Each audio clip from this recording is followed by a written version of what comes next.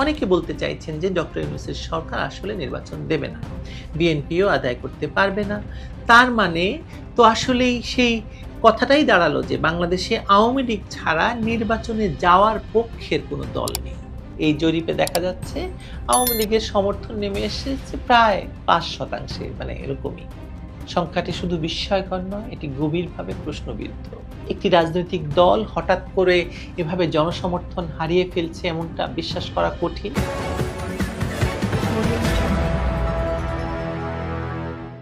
নির্বাচন নিয়ে এ পক্ষ ও পক্ষ চাপানোতর বেশ জমে উঠেছে, কিন্তু কেউ ঠিক ঝেড়ে কাশছেন না। মানে সরকার পক্ষ অর্থাৎ ডক্টর ইউনূস আর তার জুলাই সন্ত্রাসের সঙ্গীরা তাকে 5 বছর নির্বাচন ছাড়াই ক্ষমতা রাখতে আগ্রহী। সংস্কারের আগে নির্বাচন নয় বলে বলে তারা মাঠ গরম করছে, আর ওদিকে বিএনপি বলছে তারা নির্বাচন চায়, তবে কিন্তু যদি একবার বলে নির্বাচনের জন্য আন্দোলনে নামবে, আরেকবার বলে নির্বাচনের আগে সংস্কার নয় বলে বিএনপি কোনো বক্তব্য দেয়নি। সব নাকি অপপ্রচার। এরই মধ্যে দেশে বিদেশে সর্বত্র নির্বাচন কবে হবে তা নিয়ে বেশ কথা চলছে গণমাধ্যম এবং রাজনৈতিক সমঝদারদের মধ্যেও।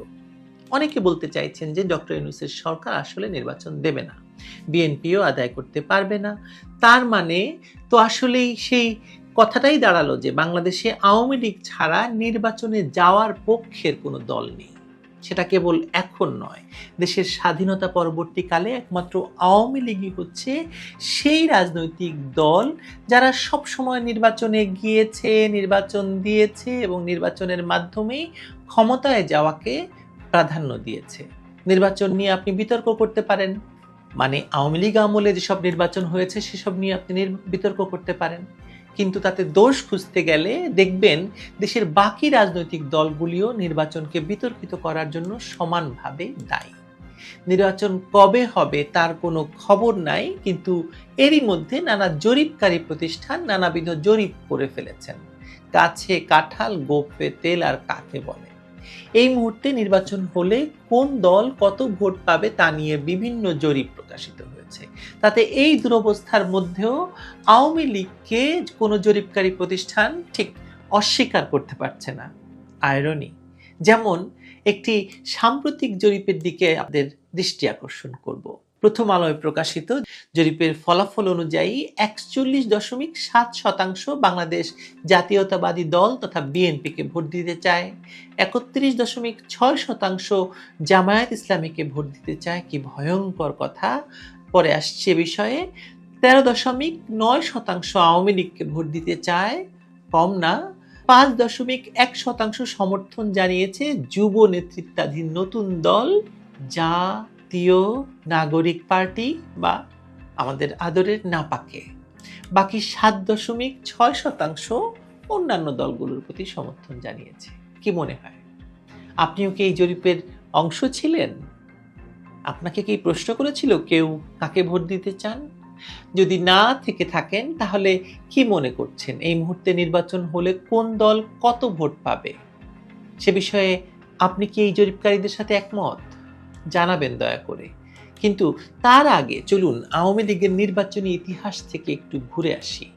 1949 সালে প্রতিষ্ঠিত এই দলটি কেবল একটি রাজনৈতিক দলই নয়, আমাদের এই জাতি গঠনের প্রতীক হয়ে ওঠে 1971 সালে এসে।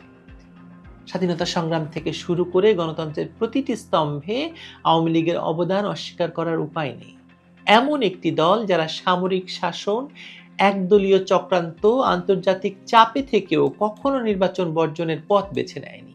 তাদের বর্তমান অবস্থান নিয়ে প্রশ্ন ওঠা নিঃসন্দেহে আমাদের গণতন্ত্রের ভবিষ্যৎ নিয়ে গভীর শঙ্কা সৃষ্টি করে। 2001 সালের সেই ভয়াবহ নির্বাচনের কারচুপি এবং ষড়যন্ত্র সত্ত্বেও আওয়ামী লীগ পেয়েছিল 40% ভোট। সেই তুলনায় আজ যদি ধরে নেই গত 15 বছরের শাসনের কারণে বা দুঃশাসনের কারণে দলটি 10% ভোটও হারায়, তবে একটি সুষ্ঠু এবং অংশগ্রহণমূলক নির্বাচনে দলটির 30% ভোট পাওয়ার কথা। অথচ এই জরিপে দেখা যাচ্ছে আওয়ামী লীগের সমর্থন নেমে এসেছে প্রায় 5%, মানে এরকমই। সংখ্যাটি শুধু বিস্ময়কর নয়, এটি গভীরভাবে প্রশ্নবিদ্ধ। একটি রাজনৈতিক দল হঠাৎ করে এভাবে জনসমর্থন হারিয়ে ফেলছে এমনটা বিশ্বাস করা কঠিন। বরং অনেক বিশ্লেষকের মতে জরিপে অংশগ্রহণকারীদের একটা বড় অংশ হয়তো ভয়ে আওয়ামী লীগের নাম নিতে চাননি, অথবা এখনো সিদ্ধান্ত নেননি বলে আনডিসাইডেড বা ডোন্ট নো ক্যাটাগরিতে রয়ে গেছেন। জরিপের মধ্যে কিন্তু 38% মানুষ এখনো সিদ্ধান্ত নেননি। এটিও একটি বিশাল বিষয়। এই অংশই হলো রাজনীতিতে বা বাংলাদেশের নির্বাচনের রাজনীতিতে সুইং ভোটার, যারা ভোটের দিনই ঠিক করবেন কাকে সমর্থন করবেন। তারা রাজনৈতিক ভয়, বিভ্রান্তি এবং ভবিষ্যতের অনিশ্চয়তার কারণে এখনো একদম নিশ্চুপ। এই অনিশ্চয়তার মধ্যে আবির্ভাব ঘটেছে একটি নতুন রাজনৈতিক শক্তি, জাতীয় নাগরিক পার্টি বা সংক্ষেপে নাপা। দলের পেছনে আছেন নোবেল বিজয়ী ডক্টর মোহাম্মদ ইউনূস, যিনি অতীতে রাজনীতিতে সরাসরি না জড়ালেও নানা সময়ে নাগরিক শক্তির মতো উদ্যোগের মাধ্যমে নিজের রাজনৈতিক আকাঙ্ক্ষার ইঙ্গিত দিয়েছেন। এবার শুধু তিনি পদ্মার পেছনে নন, বরং সরাসরি একটি নতুন শক্তির পৃষ্ঠপোষক। এই দলে আছেন এমন কিছু মুখ যারা 3 দিন আগেও ছিলেন বিশ্ববিদ্যালয়ের ছাত্র, এখন রাষ্ট্রের খরচে 5 তারা হোটেলে বসে দেশ চালাচ্ছেন। তাদেরকে ঘিরে প্রশ্ন উঠেছে তারা জনগণের প্রতিনিধি নাকি একটি বিশেষ গোষ্ঠীর। আরো ভয়াবহ হলো তারা বলছে আগে সংস্কার পরে নির্বাচন, যার অর্থ একটি অনির্বাচিত গোষ্ঠী ডক্টর ইউনূসের নেতৃত্বে যতদিন সম্ভব ক্ষমতায় থাকতে চায় একটি তত্ত্বাবধায়ক প্রক্রিয়ার নামে। এই প্রেক্ষাপটে প্রশ্ন উঠেছে আমাদের দেশের গণতন্ত্র আসলে আছে কিনা, অথবা কোথায় যাচ্ছে, এর ভবিষ্যৎটি আসলে কি? নির্বাচনের নামে কি এক ধরনের নীরব অভ্যুত্থানের চেষ্টা করা হচ্ছে কিনা, যে অভ্যুত্থানটি তারা জুলাইতে ঘটাতে পারেনি? সন্ত্রাসের মাধ্যমে ক্ষমতা দখল করেছে বটে, তাকে বিপ্লব নাম দেওয়া হচ্ছে বটে, কিন্তু বিপ্লব কিংবা অভ্যুত্থানের কোনোটিই ঘটেনি জুলাইতে।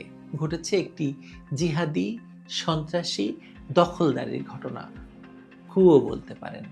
একদিকে একটি অভিজ্ঞ প্রতিষ্ঠিত দলকে ভোটে পরাজিত দেখাতে জরিপ ব্যবহার করা হচ্ছে, আরেকদিকে গড়ে তোলা হচ্ছে এক ধরনের তথাকথিত নাগরিক সরকার, যার কোনো নির্বাচনী ভিত্তি নেই। বাংলাদেশের মানুষ কি চায় কি চায় না তা তো আমরা জানি। বাংলাদেশের মানুষ চায় একটি স্থিতিশীল সরকার, একটি গণতান্ত্রিক পরিবেশ যেখানে সব দলই সমান সুযোগে নির্বাচনে অংশ নিতে পারে।